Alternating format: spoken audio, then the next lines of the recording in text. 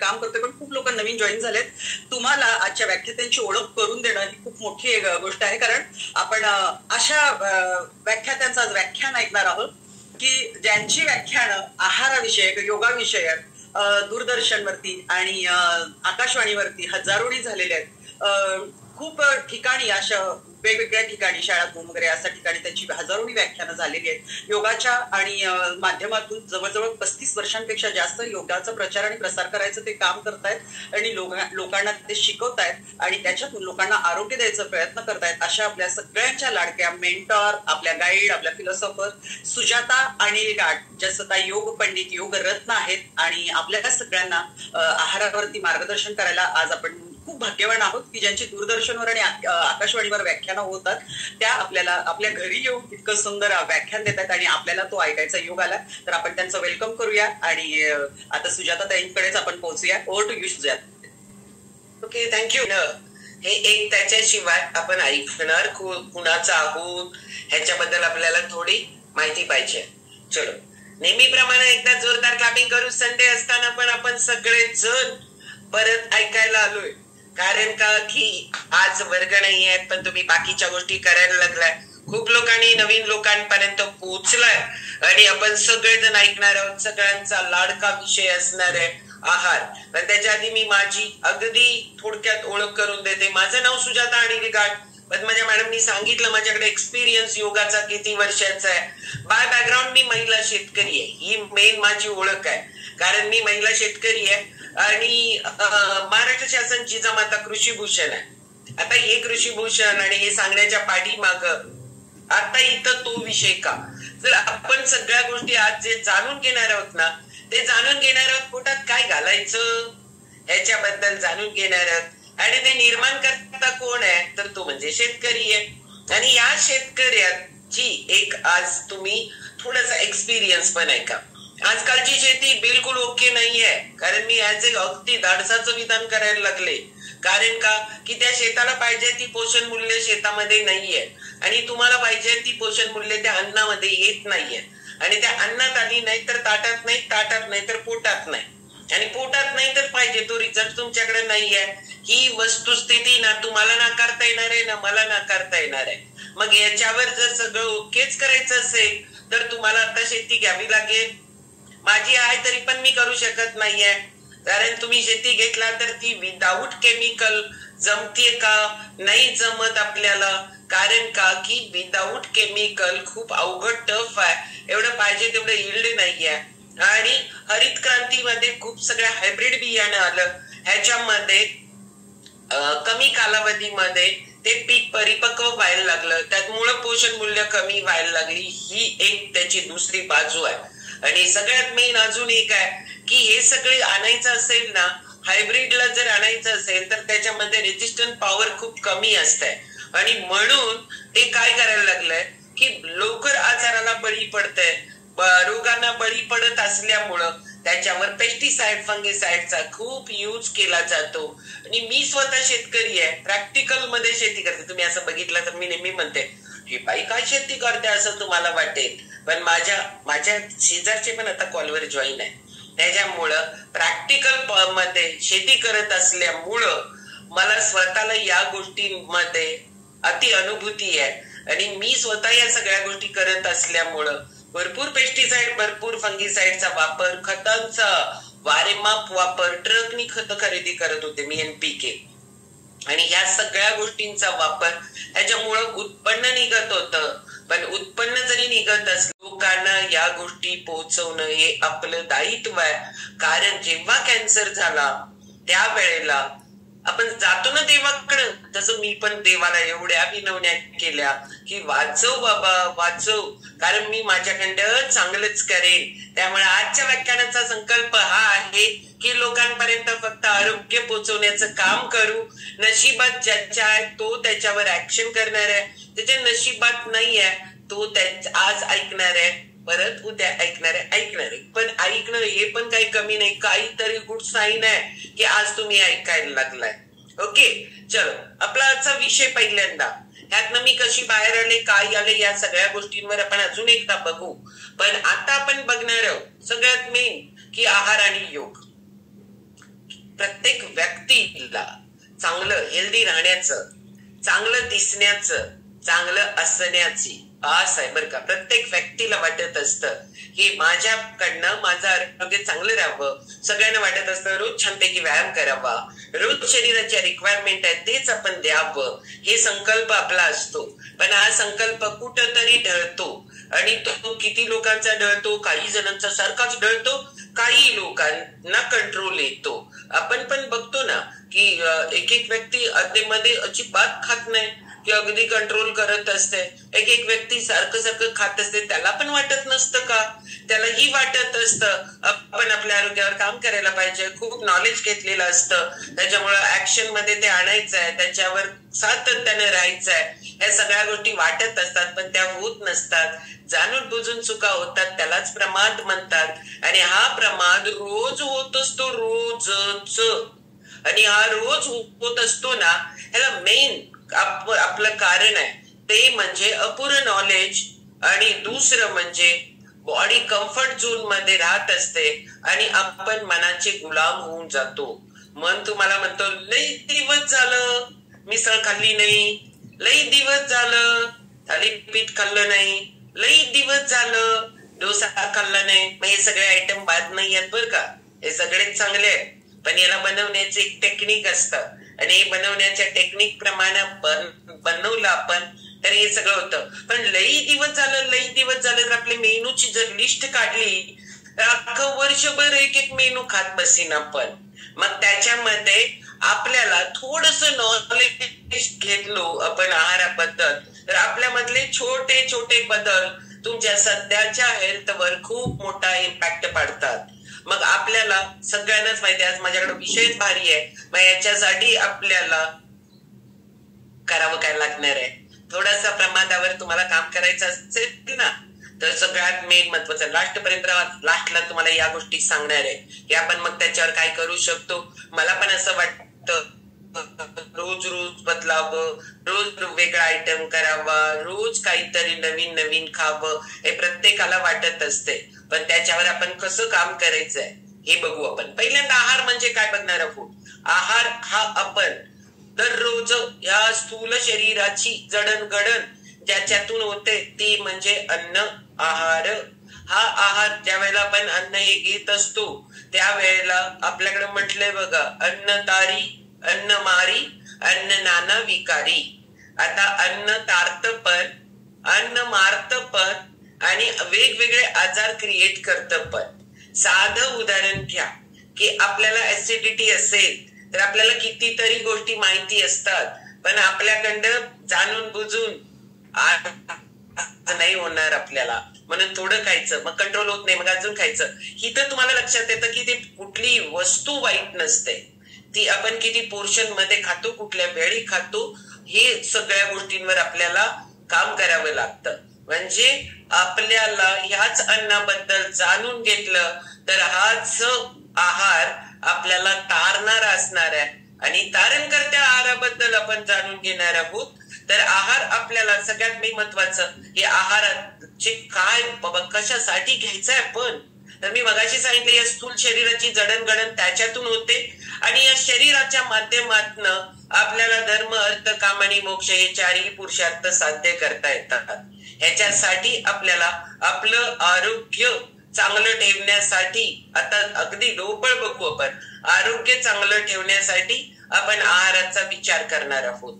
आहाराचा विचार करत असताना आहाराचे उद्देश किती आहेत हेही माहिती असणं गरजेचं आहे. आपल्या शरीराला आपली जडणघडण जी असते ना, ही जडणघडण करणं, आपल्या शरीराला जी ऊर्जा लागणार आहे ती ऊर्जा प्राप्त करून देणं म्हणजे वाढ करणं किंवा झालेली झीज भरून काढणं पहिला उद्देश आहे. दुसरा उद्देश आहे जी ऊर्जा लागते काम करायला ती सगळी ऊर्जा प्राप्त करून देणं. आहाराचा तिसरा उद्देश आहे रोगप्रतिकारक शक्ती आपल्याला मिळावी, त्याच्यावर आपल्याला रोगप्रतिकारक शक्ती जी लागते ती आहारातून मिळते, त्यामुळे त्याच्यावर काम करणं. आणि चौथा उद्देश आहे आपल्या मनावर चांगले संस्कार करणं. कारण आपण पण बघत असतो आपल्या आजूबाजूच्या लोकांच्या मनामध्ये किती घोळ चालू असतो आणि हा घोळ फक्त आणि फक्त तुम्ही काय खाता, जैसे खावे अन्न वैसे होवे मन म्हटलंय. त्यामुळे तुम्ही काय खाता हे खूप मॅटर करतं की तुम्ही काय विचार करतात. कारण तुमच्या डोकीमध्ये जे विचार येत असतात ते तुमच्या अन्नाच्या याच्यातनं काही लोक पॉझिटिव्ह करतात, काही लोक निगेटिव्ह करतात. पॉझिटिव्ह मध्ये पण निगेटिव्ह शोधणारे लोक आहेत आणि निगेटिव्ह मध्ये पॉझिटिव्ह पणा शोधणारे पण लोक आहेत. हा जो बदल आहे ना दृष्टिकोनातला, तो सुद्धा अन्नाच्या माध्यमातूनच आपल्यावर संस्कार करत असतात. म्हणजे अन्नाचा एवढा मोठा इम्पॅक्ट आपल्यावर होत असतो. म्हणून आपल्याला एक बाकी कुठले कुठले आपण घ्यायला लागलो या अन्नात चारही उद्देश साध्य होतात का हेही चेक करणं गरजेचं आहे. अन्नातले उद्देश बघितल्यानंतर आपण बघणार आहोत की आपण जे आहार घेणार आहोत हे आहार घेत असताना आपल्याला काय काय लागणार आहे, कुठल्या कुठल्या गोष्टींची गरज आहे. तर समजा आता तुम्हाला आहार बनवायचा आहे, तर आहार बनवण्यासाठी आपल्याला काय लागतात, तो पहिल्यांदा त्याच्यासाठीची साधनं लागतात. आता साधनांमध्ये मेन इन्ग्रेडियंट लागतं ना, म्हणजे तुम्हाला भाकरी बनवायची तर पीठ लागणार आहे, त्या बाकी सगळ्या गोष्टी लागणार आहेत. ओके, मी आधीच कल्पना दिल्या की हे सगळं जे तुम्हाला लागणारे रॉ मटेरियल आहे त्याची आत्ताची स्थिती ओके नाहीये.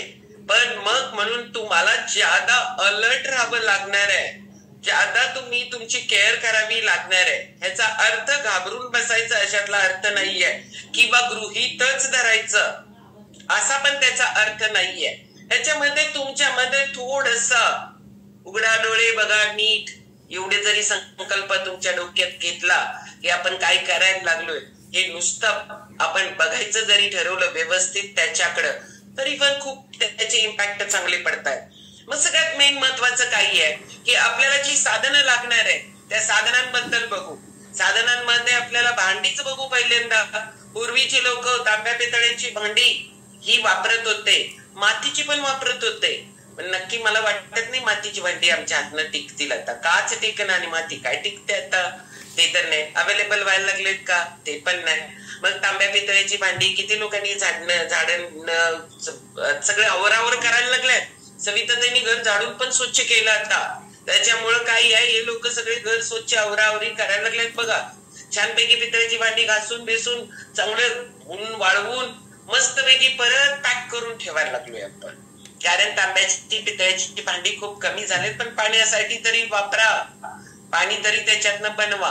आणि ज्याला खरंच शक्य आणि वापरू पण शकता असतील तर तांब्याची पितळेची कलई केलेली भांडी वापरा. हे आधी आपल्याला आयुर्वेद सांगतं. पण मी एकच म्हणेन की जिथं शक्य आहे तिथं. त्याच्यानंतर दुसरं पाण्याचं तर सांगितलं, पाण्यासाठी तर वापरू शकतो आपण. त्याच्यानंतर आहे की आपण त्याच्यासाठी अजून एक साधन वापरतो, ते म्हणजे चूल काय गॅस. गॅसच वापरा, मी काय सांगणार नाही चूल वापरा म्हणून. कारण का की माझ्या घरात चूल नाही आणि मी कसं सांगू तुम्हाला. पण आणि ते पॉसिबल पण नाहीये, ते इम्पॉसिबल आहे. खूप लोकांना इम्पॉसिबल आहे, म्हणजे मेजॉरिटीने. म्हणून मी इम्पॉसिबल म्हणते. मग आपल्याला फक्त एक काम करू शकतो आपण की सारखं सारखं गरम गरम गरम सारखं कोण येईल ते तसं करू नका. त्यातली पोषण मूल्य अजून कमी होतात. मुळातच त्याचं टेम्परेचर खूप हाय आहे. डायरेक्ट तर त्याच्या संपर्कात कुठलीही वस्तू आणूच नका. पण इनडायरेक्टली भांडं आणि याच्यामध्ये जरी असलं तरी त्याच्यातली पोषण मूल्य खूप कमी होतात वारंवार गरम केल्यामुळं. त्यामुळे हे एक गोष्ट आपण सगळ्यांनी लक्षात घ्यायला पाहिजे की आपण त्याचा वापर ज्या त्या वेळेला बनवा, ज्या त्या वेळेला खावा. या गोष्टी पण होऊ शकतात. भांड्यांचा वापर झाल्यानंतर आपल्याकडे अजून एक मला मुद्दाम सांगायला आवडतं आणि तुम्हाला आधी कोणी ऐकलं असेल तरी पण. मग कारण का की आपल्या प्रत्येकाच्या घरामध्ये मिक्सर आहे आणि मिक्सर असायला पाहिजे का नको, असायला पाहिजे. काही गडबडीच्या वेळेला आपल्या घरात प्रत्येकाच्या घरात खलबत्ता पण आहे, माहिती तुम्हाला. हा, मग त्या खलबत्त्याचा वापर व्हायला पाहिजे. कारण मिक्सर आणि खलबत्त्यामध्ये फरक काय. मिक्सर काही गडबडीच्या वेळेला वापरू शकता, नाही असं नाहीये. पण रोज जिरेपूड, धनेपूड, बाकी शेंगदाण्याचं कूट किंवा काय ह्याला जिथं शक्य आहे तिथं तरी वापरा की ज्या त्या वेळेला आपण तडक्यामध्ये ज्यादा देतो. बाकी या सगळ्या जरी असलं तरी आलं लसणाची पेस्ट वापरायची गरज आहे का हो? रोज लागतं का? तर नाही लागत. मग आता इथं मिक्सर ज्या गतीला फिरतो त्या गतीला त्याच्यामध्ये जे भांड्यामध्ये टेम्परेचर निर्माण होतं त्या टेम्परेचरला त्यातली पोषण मूल्य कमी होतात. मग मिक्सरचं भांड जास्त वेळ वापरलं तर मिक्सर गरम झालाय म्हणून बंद करतो की नाही आपण. मग त्यातली पोषण मूल्य कमी करायचे. खलबत्ता कधी गरम झालाय का, उखळ कधी गरम झालाय का, नाही होत. मग आता उखळ घाला म्हणू का मी, नाही. पण खलबत्ता असतो ना, त्याचा वापर आपण करायला पाहिजे रोजच्या याच्यामध्ये. काही गडबड 100% मी तुम्हाला सांगते, कोण येणार आहे तुम्हाला गडबड आहे तर करू शकता. वेलदोडा किती लागतो, वेलदोडा कधी लागतो, किती लागतो, पण आपण वेलदोड्याची पूड पण करतो. कधीतरी लागतात 2 वेलदोडे.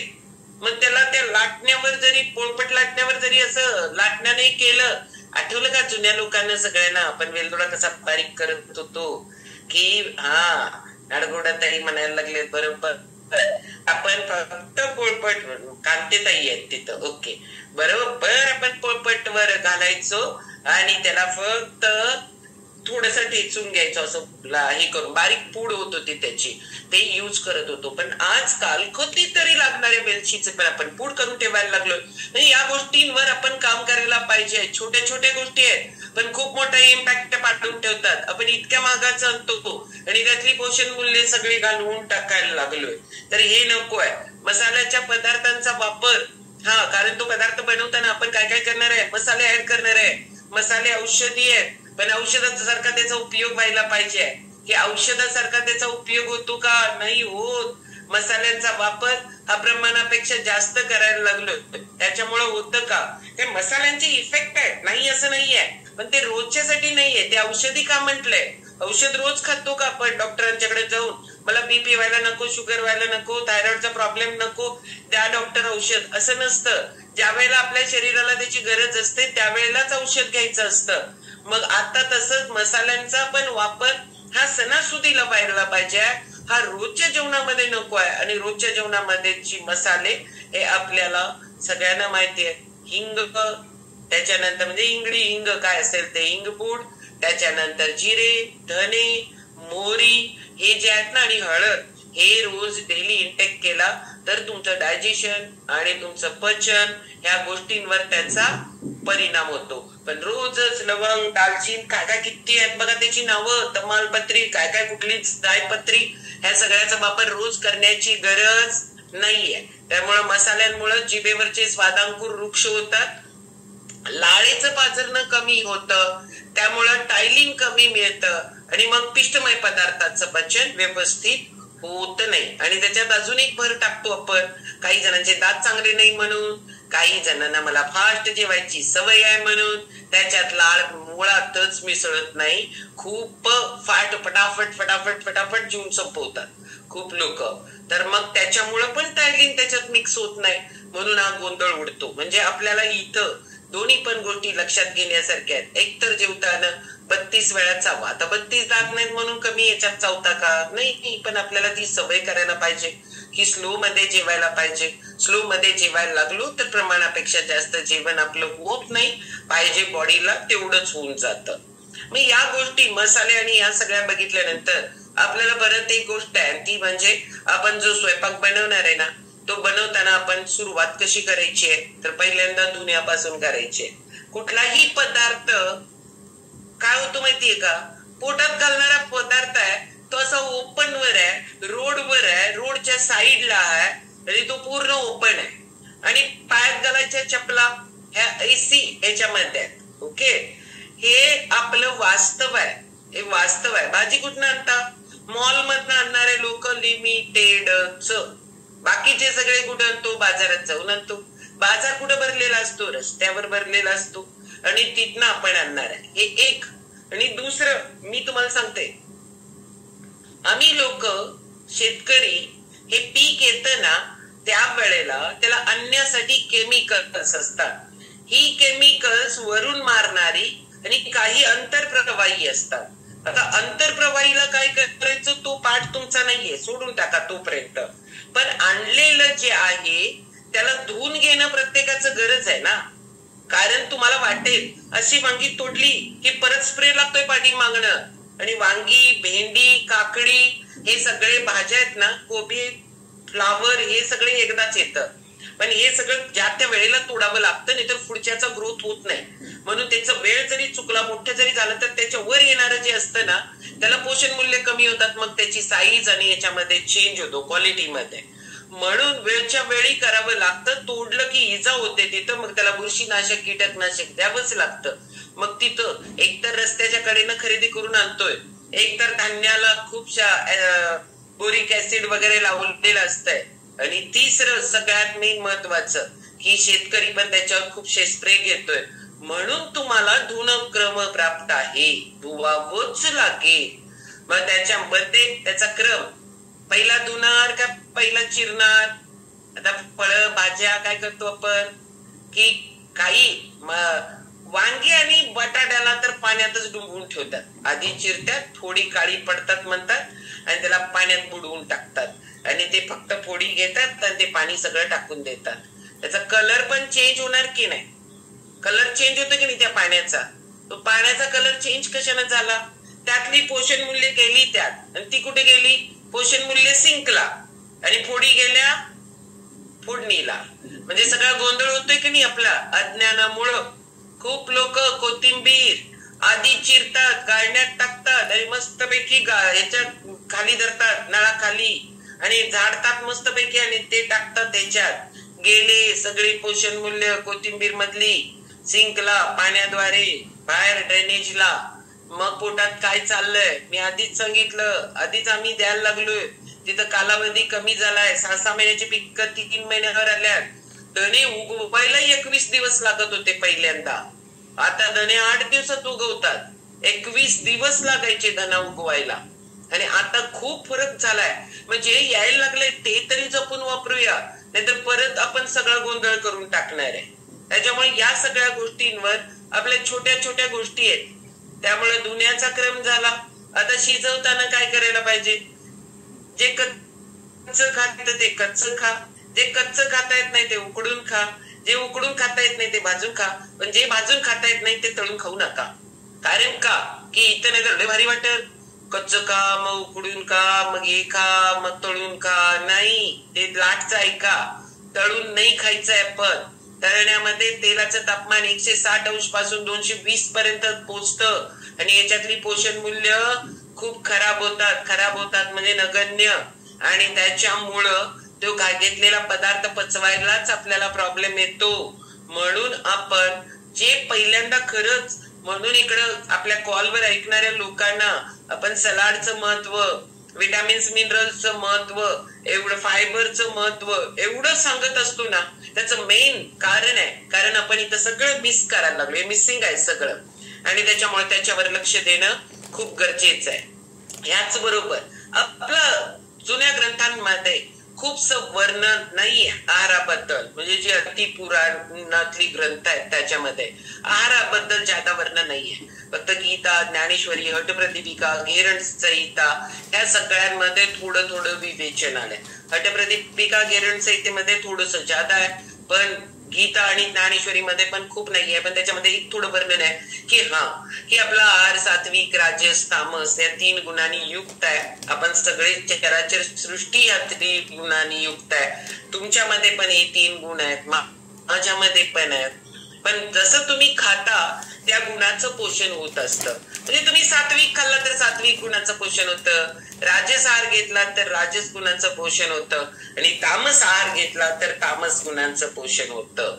आणि या आपण पण आपल्या व्यवहारामध्ये सकाळी उठल्यापासून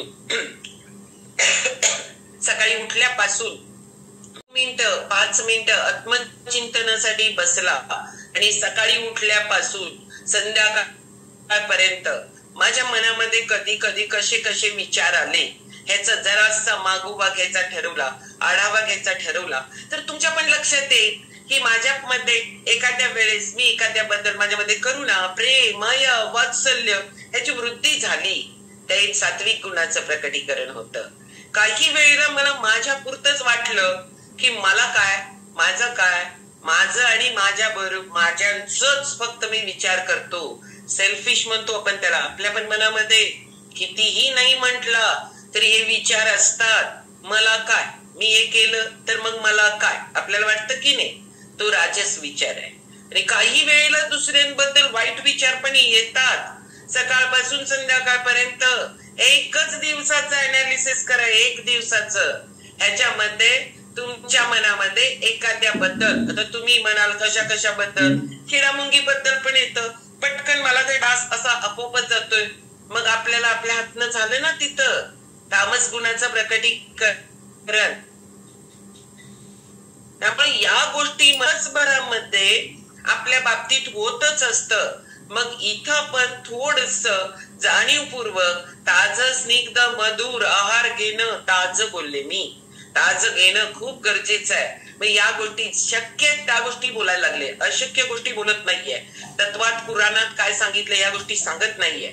अगदी साधं सिंपल ताजं बनवलं, ताजंच खाल्लं तर मग प्रॉब्लेम येत नाही, चांगलेच परिणाम व्हायला लागतील. म्हणून आपल्या खाण्यामध्ये ना आपण सगळेच जेवढं शक्य आहे तेवढं तामसी म्हणजे उष्टा शिळा या गोष्टी, आपल्या तोंडाला जास्त वेळ वास राहणारा आहार न घेता जे सात्विक आहे, सात्विक मनानं बनवलेला, सात्विक मनानं सात्विक कर्मानं त्याला आपण क्रिएट केलेला म्हणजे घडवलेला, तुम्ही विकत घेताना आपण त्या पद्धतीनं त्या पैशानं घ्यायला पाहिजे ना. चांगलं कर्म केलेल्या पैशानं, चांगलं कर्म केलेल्या पैशानं जर घेतलं नाही तर त्याचे परिणाम कितीही चांगले बनवलं तरी ते होत नाही. पण हे विज्ञानाला सिद्ध करता येतं का? नाही येत. हे विज्ञान सिद्ध नाही करून दाखवत, हे स्वतःला सिद्ध करावं लागतं. म्हणूनच मी आधीच सांगितलं आपल्यामध्ये पण हे सगळे गुण आहेत जर आपण हे बघितलं तर. पण प्राबल्य कशाचं वाढावं? सात्विकतेचं वाढावं, चांगले विचार यावे, चांगलं लोकांचं चिंतावं, चांगलंच आपण बघावं, ह्या सगळ्या गोष्टी. म्हणून ते गांधीजींच्या सारखं ते चुकीचं बोलणार नाही, चुकीचं बघणार नाही, चुकीचं ऐकणार नाही. ह्याच्या पाठीमागे ना तुमच्या मनाची मोठी ताकद निर्माण करायचं होतं.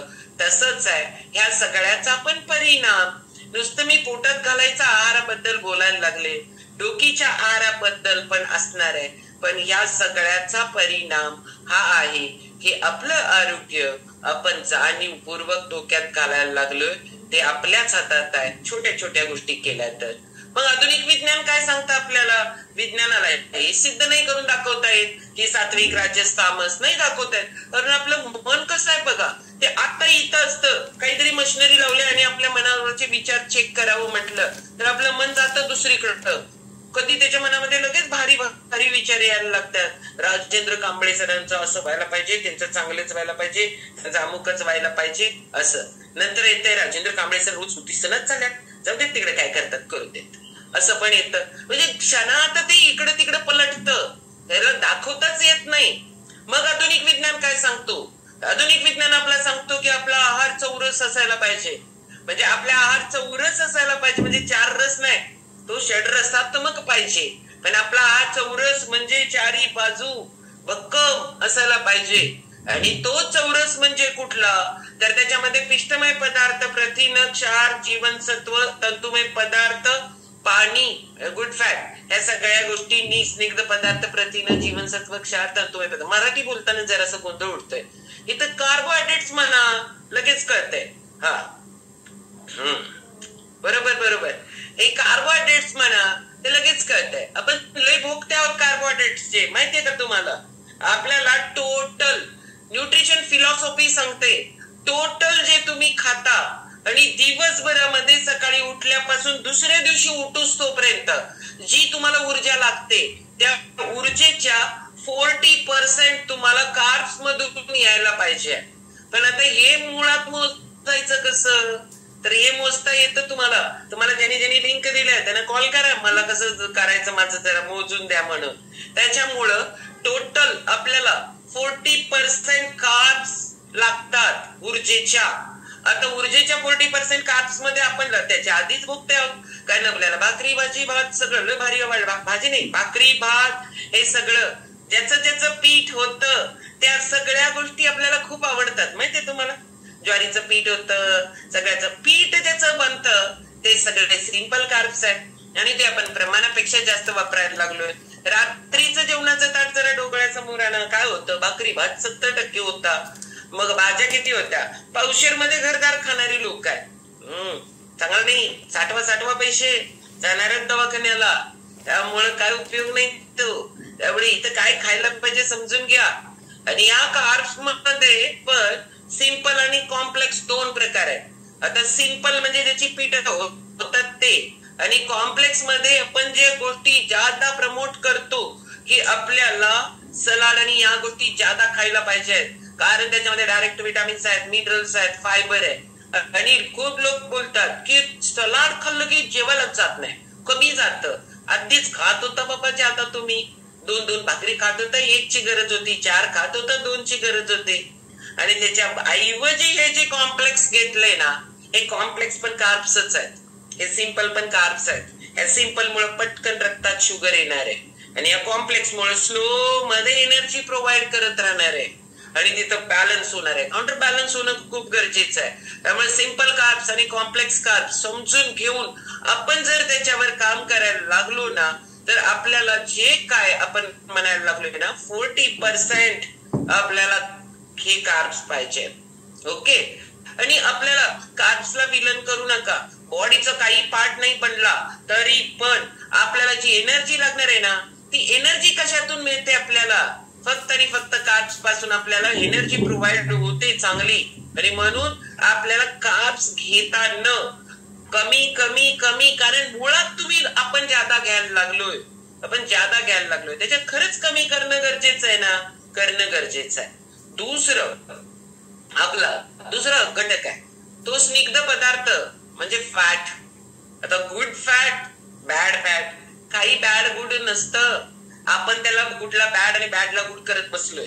कारण काय असतं माहितीये का, दोन्ही म्हणजे फॅट आहेत ना, दोन्ही पण गरजेचे आहे. एक तर ओमेगा 3 पण गरजेचं आहे, ओमेगा 6 पण गरजेचं आहे, पण त्याचा बॅलन्स पाहिजे ना फॅटचा.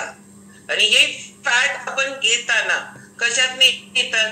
सगळेचे सगळे दुधाचे पदार्थ आहेत, त्याच्यानंतर आपले ड्रायफ्रुट्स आहेत, शेंगदाणा आहे, खोबरं आहे, कितीतरी तेल ज्याची बनतात. ते तेलाला शेटे सर नेहमी म्हणतात विलन बनवू नका. रियालिटी आहे ती. फॅट गरजेचं आहे, पण फॅट जरी गरजेचं असलं तरी ते प्रमाणशीर पाहिजे. त्याच्यापेक्षा जादा जर आपण घ्यायला लागलो तर मग काय होतं, लोक लगेच विचारतात किती घ्यायला पाहिजे. व्यक्ती परत्वे, त्याची सध्याची स्थिती काय आहे त्याच्या परत्वे, त्याच्यानंतर त्याची म्हणजे आता तो आजारी आहे का, त्याला दुसरा कुठला चॅलेंज आहे का, ह्या गोष्टी बघाव्या लागतात. आणि एकदम त्याचं कामाचं स्वरूप काय आहे, त्याचं एज काय आहे, ह्या सगळी मॅटर करतात. त्यामुळं इन जनरली आपण असं नाही म्हणू शकत की तुम्ही 20 ग्रॅम घ्या, 30 ग्रॅम घ्या, नाही सांगताय. तरी पण न्यूट्रिशन फिलॉसॉफी सांगते आपल्याला तुम्हाला जी एनर्जी लागणार आहे ती 30% तुम्हाला फॅट म्हणतो. मग आता तुम्ही म्हणणार की आता तू तेल आणि तुपाचंच काउंट करतो मी, नाही, इन बिल्ड सगळ्यात फॅट आहे. आता आपण बघतो राईस ब्रान ऑइल सगळ्यातनं तेल काढतात, बरोबर आहे. कडधान्यात पण 19 ते 43% फॅट आहे.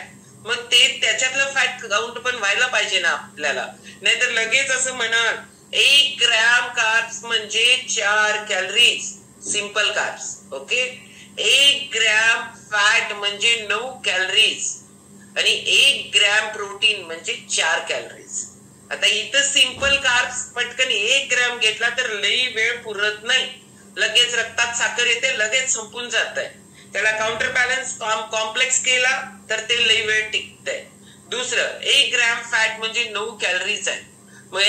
म्हणून तुम्हाला इथं बाकीच्या जेवणामध्ये तेलाचं प्रमाण का कमी असतं, कारण त्याच्यामध्ये ऍक्च्युली जादा कॅलरीज आहेत. म्हणून मग आपल्याला इथं नाहीतर 30 म्हटल्यावर तुम्ही गोंधळून जाल की एवढं फॅट, मग मी काहीच खात नाही, मग उद्यापासून तळूनच खायला चालू करतो. नाही, इनबिल्टचं पण धरायचं आहे आपल्याला, ते कळत नाहीये, आपला गोंधळ आहे तिथं. आणि त्याच्यामुळं इथं आपल्याला 30% कार्ब्स वर काम करणं, 30% आपण फॅट वर काम करणं गरजेचं आहे. फॅट एका दिवस घेतला नाही काही फरक नाही पडत, 4 दिवस खाल्ला नाही काही फरक नाही पडत. स्टोअर आहे तुमचं मांड्यांवर, पोटावर, दंडावर, सगळं एक्स्ट्रा आहे. त्याच्यामुळं आपल्याला आपला जर का याच्यावर काम करायचं असेल तर फास्टिंग यासाठी वेट लॉस मॅरेथॉन आमची खूप उपयोगी पडते. तिथं तुम्हाला बरोबर जे स्टोअर फॅट कसं यूज करायचं टेक्निक दिलं जात आहे. आणि त्याच्यामुळं मॅरेथॉन पार्टिसिपेंट केलं तर इथं तुम्हाला ते करवून घेतलं जातं की त्याच्यामध्ये का आहे बाबा डिटॉक्स, तर तो त्याच्यासाठी आहे. ओके, त्याच्यामुळं फॅट आपण खाताना योग्य खाणं गरजेचं आहे. ओमेगा 3 बिलकुल ठेवत नाहीये, तर कशात आहे तो ओमेगा 3? त्याही गोष्टी यूज करणं मिळत नाहीये, तर कुठला विचार कशात आहे ओमेगा 3, मला किती घ्यायला लागणार आहे, मी काय करू, या गोष्टी बोलला तर तो तुम्हाला राईट गाईड करतो. ओके, त्याच्यानंतर आहे प्रथिन म्हणजे प्रोटीन. इथं तर सगळाच गोंधळ आहे. इथं पण 30% प्रोटीन आपल्याला पाहिजे आहे. पण प्रोटीन म्हटलं की खूप लोक घाबरतात. पण तुम्हाला जी इम्युनिटी पाहिजे, पेशीचं आरोग्य चांगलं ठेवायचं असेल तर पेशीची रिक्वायरमेंट आहे गुड एक्सरसाइज आणि गुड आपलं प्रोटीन. पण दोन्हीकडे पण आपला दुष्काळ आहे. कारण का व्यायाम करायचा किती लोक आहेत आता कॉलवर, 564 लोक आहेत. 564 लोकांना माहिती आहे की व्यायाम शरीरासाठी खूप भारी आहे म्हणून. आणि आपण करतो का? सगळे नाही करत. रोज आपली बॉडी म्हणते आज नको उद्याला करू, आज नको उद्याला करू. ते उद्या उद्या करत कधी होऊन जाते कळत पण नाही. त्याच्यामुळे ना कधी होणार आहे माहिती नाही, मग आपल्याकडं हे राहून जातं. तशीच पेशीची रिक्वायरमेंट आहे प्रोटीन. आता ही प्रोटीन मिळतं सगळं द्विदल धान्यांमध्ये, कडधान्यांमध्ये, नट्स मध्ये, दुधाचे पदार्थ, नॉनव्हेज घटक या सगळ्यांमध्ये मिळतं. मग प्रोटीन आपल्याला सिलेक्ट करणं, खूप चांगलं प्रोटीन सिलेक्ट करणं गरजेचं असतं. खूप लोक डॉक्टरांच्यावर ब्लेम करतात की ते लोक काय सांगतात माहितीये का, आमचे डॉक्टर नको म्हणायला लागलेत. आता प्रोटीन खरंच आहे, प्रोटीन ज्या वेळेला घेतो त्यावेळेला कुठलं घ्यायला लागलाय, त्याच्यामध्ये खरंच 9 अमायनो ऍसिड आहेत का? आपण अजिंक्य पाटलांचं जर ट्रेनिंग ऐकलं असेल तर त्याच्यामध्ये खूप क्लास डॉक्टर अजिंक्य पाटलांनी सांगितलं होतं. हे 9 गेल्यानंतर बॉडी 11 तयार करत्या. 20-21 अमायनोची चेन सकट त्यांनी दाखवली होती. आणि प्रोटीन घेताना ते सेल्युलर पाहिजे, पेशींना घेता येण्यासारखं पाहिजे. प्रोटीन डायजेस्टिव्ह स्कोर 1 पाहिजे. कम्पेअर कोण कुणाशी करू नका. कम्पेअर स्वतःच्या बॉडीला जे द बेस्ट आहे तेच घ्यायला पाहिजे. कारण का माहितीये का, बॉडीची व्हॅल्यू त्याची करूच शकत नाही. त्याच्यामुळे इतकं क्लास तुमच्याकडे काय पाहिजे की हा सोर्स पाहिजे. त्यामुळे आपण कडधान्य वापरणच झालोय बिलकुल. ताटात पाहिजे का नको, 101% पाहिजे. मग त्याला स्प्राउट आणायला पाहिजे का, अजून जरा हलकं बनतं, अजून आयर्न कंटेंट्स वाढतात त्याच्यामध्ये. रियालिटी ते पण पाहिजे करायला, पण राहून गेलं ओके तसंच करा. पण मग करणारच नाही, कधीतरी करणार, भाज्या संपल्यावर करणार नाही. तुम्ही म्हणाल कडधान्य रोज खाल्लं तर प्रोटीन रिक्वायरमेंट होते का? बिलकुल नाही, कम्प्लीट होतच नाही.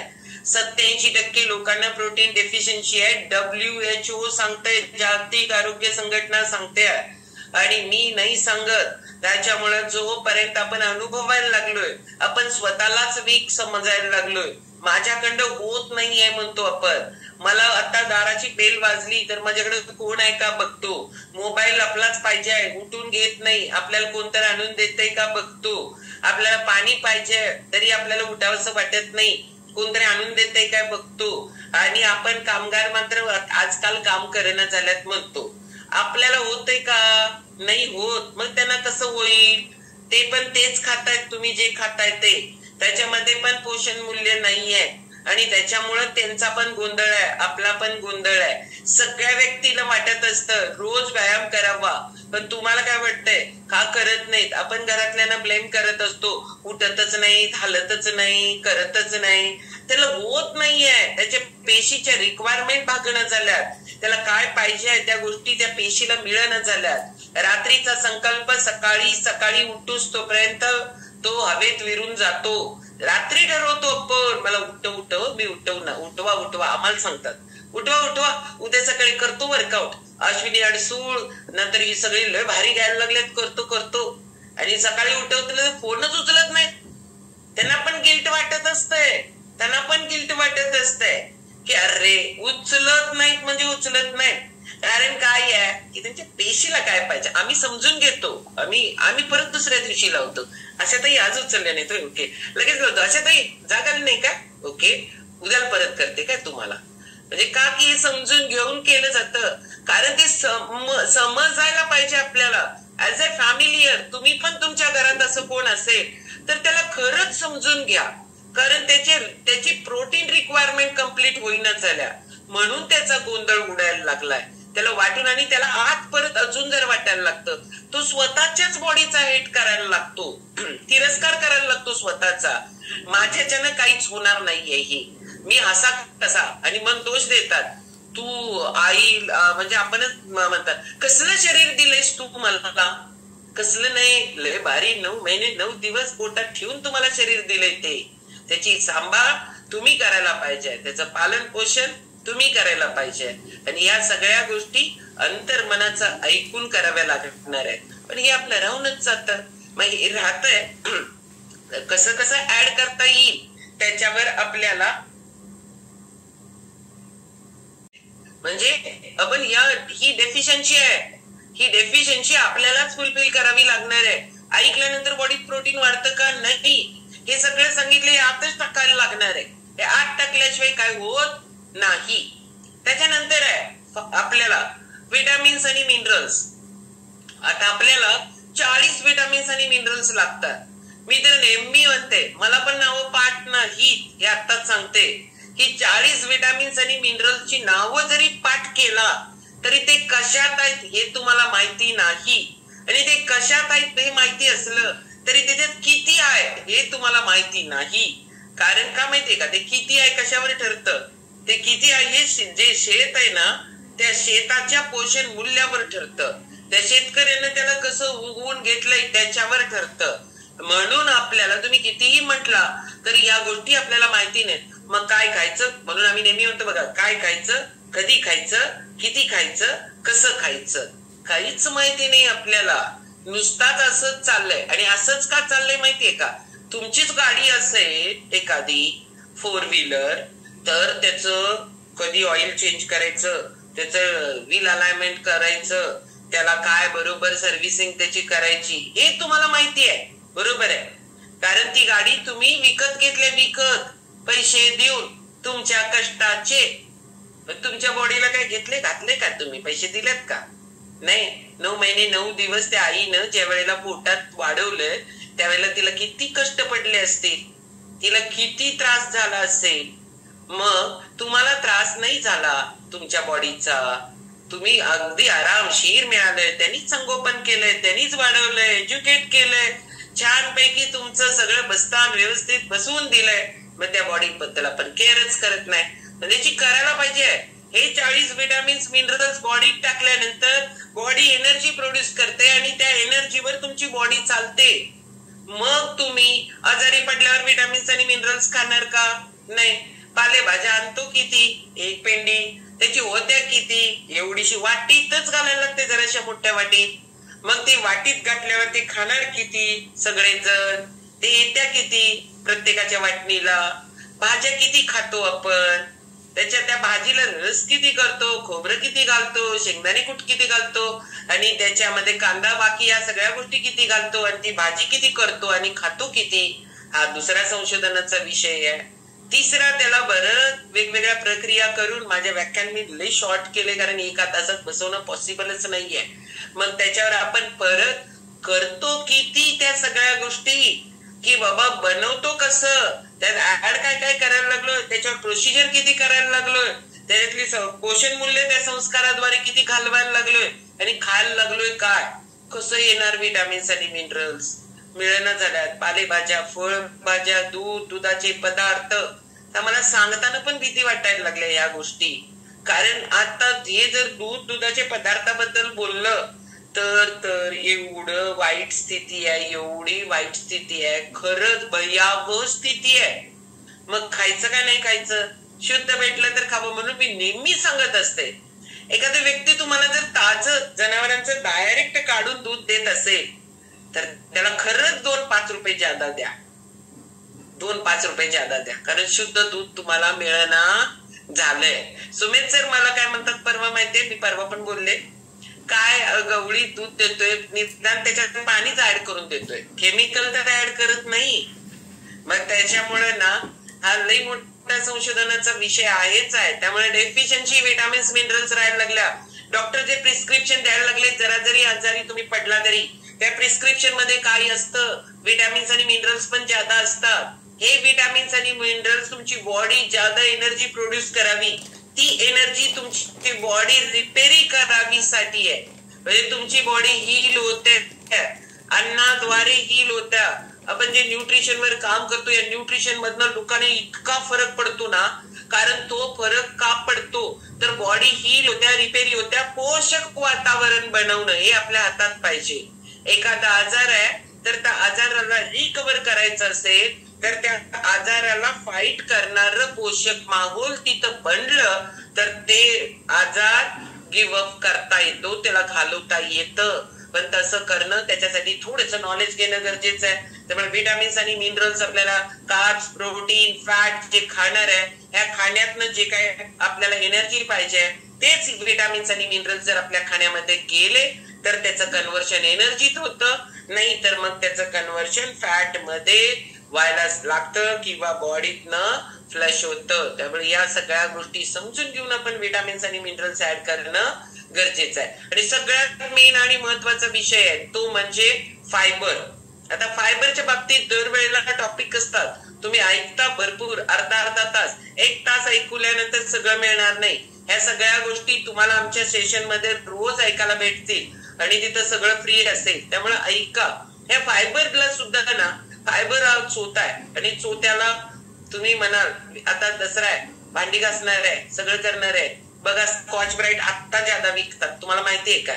पूर्वी होतं नारळाचं करत होता, आठवा जरा, राख होती, नारळाच्या साल काढलेलं असायचं, त्याच्यापासूनच ते भांडी घासली जायची. आता स्कॉच ब्राईट आली, ती काय काय पितांबरी आली, पितळेची भांडी घासायची म्हणजे लई कसरत होती पहिला.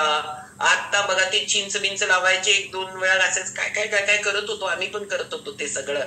पण आता नाही तरी हे सगळं गेलंय, सगळं सोपं झालंय, सगळं सोपं. पण त्या स्कॉच ब्राईटला किती महत्व आलंय बघा आता.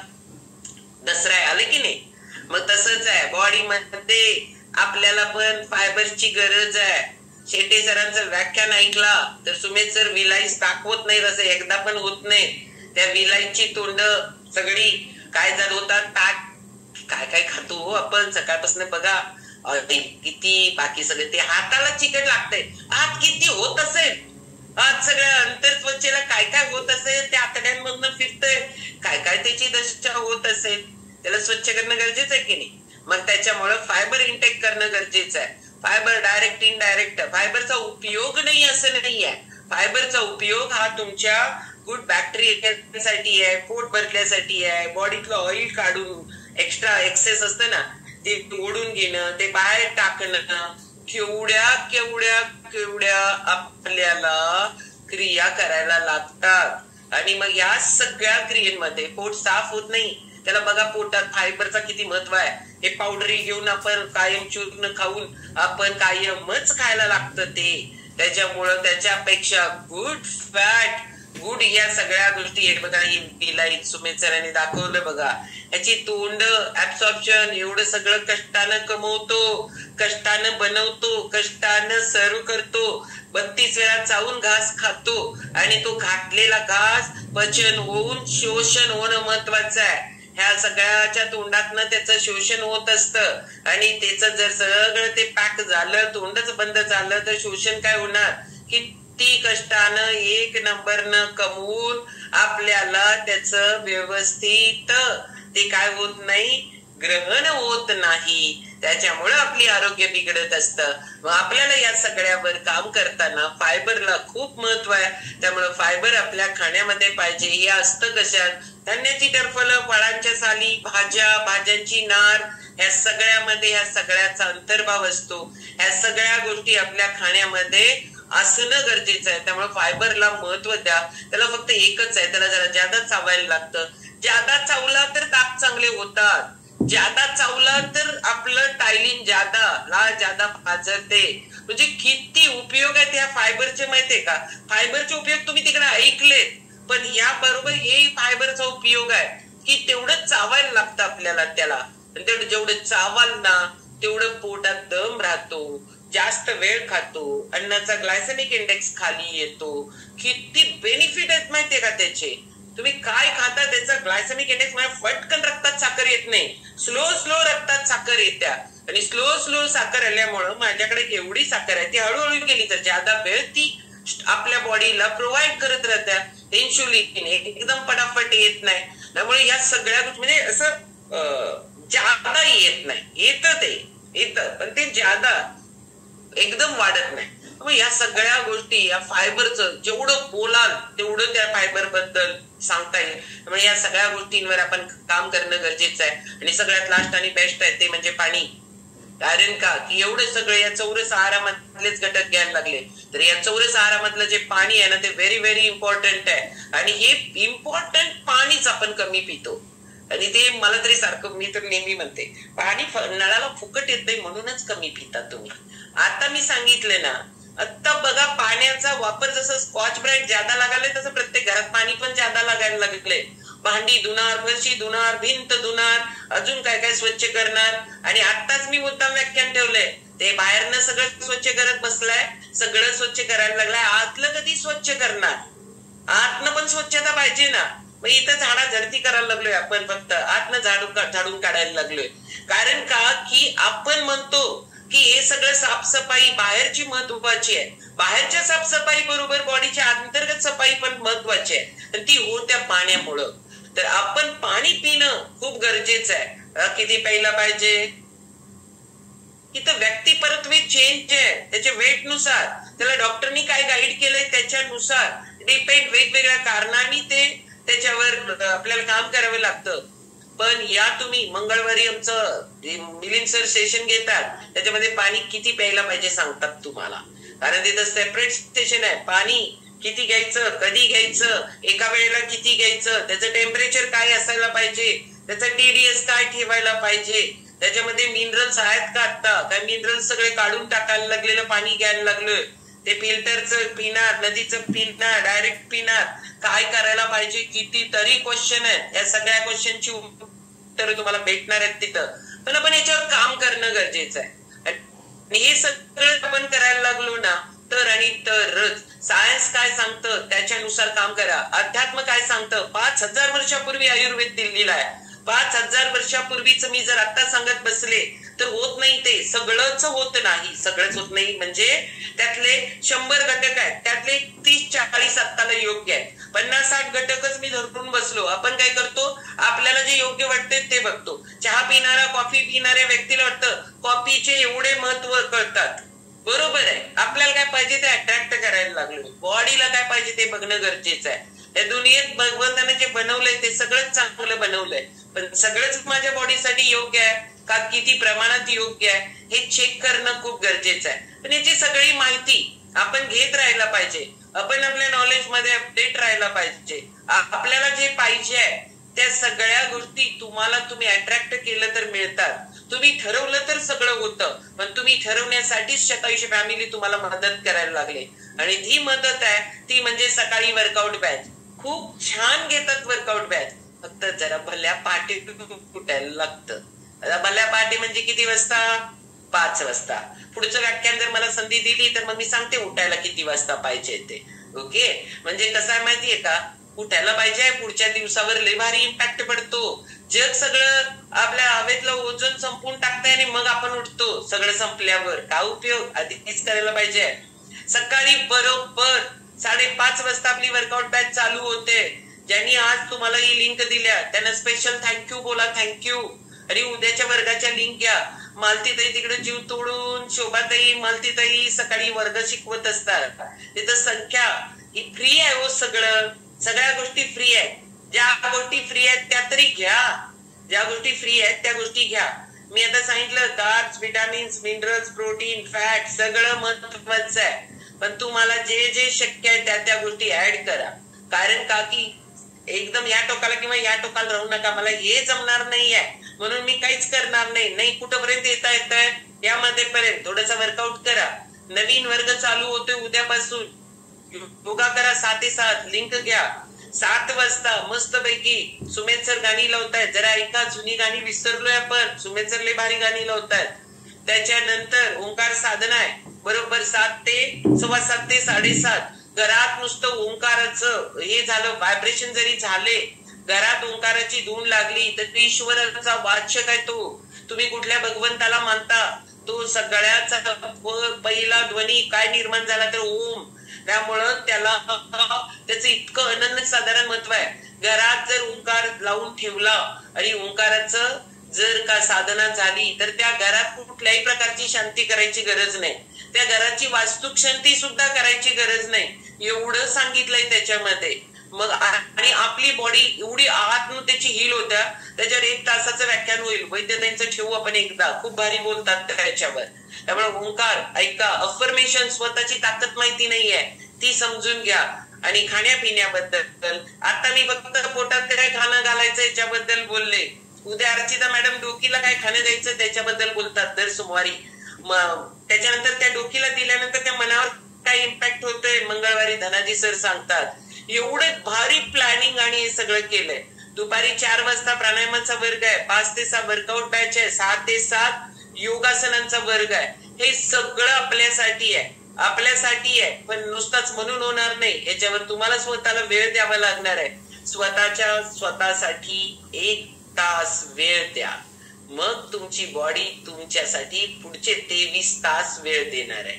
कारण तुम्ही जर स्वतःला 1 तास दिला तर पुढच्या 23 तासामध्ये त्याचा इतका इम्पॅक्ट तुमच्या बॉडीवर पडतो, तुमची एफिशियन्सी वाढत्या, विचारांची दिशा बदलत्या. तेच विचार तेच तेच तेच तेच लोक मला बोलतात, म्हणजे डोकीतला विचारच जात नाही, कारण त्याला तुम्ही दुसरं दिशाच दाखवत नाही, कारण त्याच्याकडे त्याला तुम्ही कमीच करत नाही. तिथं आत आणायला जागाच ठेवलेली नाहीये. एवढी हार्ड डिस्क फुल भरून ठेवल्या. म्हणजे आता अशी फॅमिली तुमच्यासाठी या सगळ्या गोष्टी प्रोव्हाइड करायला लागल्या. सगळ्या गोष्टींचा आस्वाद घ्या, ऐकायचं सगळ्या गोष्टी ऐकत चला. लिंक उद्याची, आजची मी पोटात काय घालायचं सांगितलंय, उद्याला डोकीत काय घालायचं पण सांगणार आहेत. त्यामुळं उद्याची लिंक खूप लोकांपर्यंत पोचवा. आज पण तुम्ही खूप सगळ्यांनी सांगितलंय, पण ऍक्च्युली या सगळ्याची गरज आहे, नितांत गरज आहे. हे आमच्यानं होणार नाहीये. ह्याच्यामध्ये तुम्ही एक व्यक्तीला सांगायचं ठरवलं तरी आपल्याला खूप सगळ्यांचं चांगलं करता येतं. पुढच्या वेळेचा विषय आहे, खूप लोक आजारी पडायला लागलेत ना, खूप लोक औषधांवर डिपेंड राहायला लागलेत. पद्मजा मॅडम ना का 2 दिवस तब्येत ठीक नव्हती. पद्मजा मॅडम मी सगळ्याच गोष्टी सगळी तर कॉलवर सांगते, ओके. आणि 2 दिवसात औषधाचे साईड इफेक्ट ऐकून औषधच घ्यायला तयार नाहीये. घ्यायला पाहिजे की नाही, म्हणून आपण त्याची इफेक्ट पण आणि साईड इफेक्ट पण सांगतोय. त्यामुळं औषधाची इफेक्ट आणि साईड इफेक्ट दोन्ही आहे. पण इतकं गुंतून राहतो आपण त्या औषधांमध्ये. मी 6 वर्ष होमिओपॅथी ट्रीटमेंट घेतल्या आणि 6 वर्षांमध्ये मला फक्त एवढंच माहिती होतं की काही नाही, औषधं घ्यायला लागले म्हणून मी बरी आहे. किती लोकांना वाटते आपण औषधं बंद करायला पाहिजेत, किती लोकांना हा कॉन्फिडन्स स्वतःमध्ये बिल्ड करा. तुमचं तुम्ही नाही, डॉक्टरांनीच तुमच्या बंद करायला पाहिजेत. दिले तरी डॉक्टरांच्याकडे औषध घ्यायचं आणि बंद केलं तर त्यांच्या परमिशननं बंद करायचं. पण तसं मी मगाशी बोलले ना, तसं बॉडीमध्ये माहोल क्रिएट करायला पाहिजे पहिल्यांदा. ते करण्यासाठी शतायुषी तुमच्या बरोबर आहे.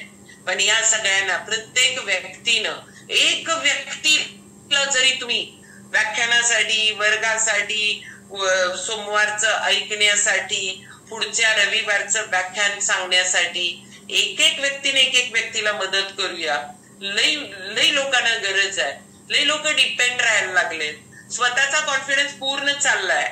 औषधाच्या साईड इफेक्ट मध्ये पण मृत्यू होतोय. इफेक्ट पेक्षा साईड इफेक्ट मध्ये ज्यादा मृत्यू होतोय. पण हे ती बाजूच दिसत नाहीये आपल्याला. त्यामुळे ती बाजू पण दाखवून तुम्हाला प्रयत्न नसणार आहे. ओके, मी एक व्यक्तीला सांगितलं तर पुढच्या रविवारची लिंक 1000 लोकांची होईल आपली. आणि त्यामुळं आपण तेवढ्या लिंकची कॅपॅसिटी आहे तेवढी कम्प्लीट करू. संकल्प करा सगळेजण. आज थँक्यू बोला आणि एक मनामध्ये संकल्प करा. रविवारचं व्याख्यान सोडणार नाही. सोमवारचा नवीन वर्ग कंटिन्यू करणार. माझ्या बहिणीला गरज आहे, भावाला गरज आहे, मामाला गरज आहे. ते गेल्यानंतर पश्चाताप करू नका. कारण मी तुम्हाला सांगते, आरोग्य बिघडल्यानंतर काय होतंय हे मला विचारा, माझ्या फॅमिलीला विचारा. काल माझ्या बरोबर एक कोणतरी बसले होते, त्यांच्या बायकोला कॅन्सर झाला, 1 CR खर्च केला तरी पण ती वाचली नाही. मी म्हणून कायम सांगत असते, मार्केटमध्ये एक सुजाता घाटला शोधा. अशी लई लोक आहेत की ज्यांचं आरोग्य धोक्यात आहे, ज्यांचं आयुष्य धोक्यात आहे. ह्या लोकांपर्यंत पोहोचणं आपलं काम आहे. त्यांना आणायचा प्रयत्न करा, वारंवार करा. जे मला बोलवलं तर लोक येतात, व्याख्यानाला येत नाही. तेवढीच हे आहे, वस्तुस्थिती आहे. लोकांना ऐकायला आवडत नाही आणि त्याच्यामुळे या सगळ्या गोष्टी अवघड काम करायला लागलो आपण. पण अवघड कामासाठी एकी गरजेची आहे. तुम्ही सगळेजण जर एक व्यक्तीला आणले ना, नक्की मी तुम्हाला सांगते पुढचं व्याख्यान हे 1000 लोकांचं होतं. फक्त माझ्यामुळे नाही, हे सगळं तुमच्यामुळं. त्यामुळे आपल्या सगळ्यांची लायबिलिटी आहे. आपण सगळेजण करू. 2 मिनिटं मी जादा घेतल्या तुमची सगळ्यांची. ओके, चलो, thank you very much. Good day. Hari Om सगळ्यांना.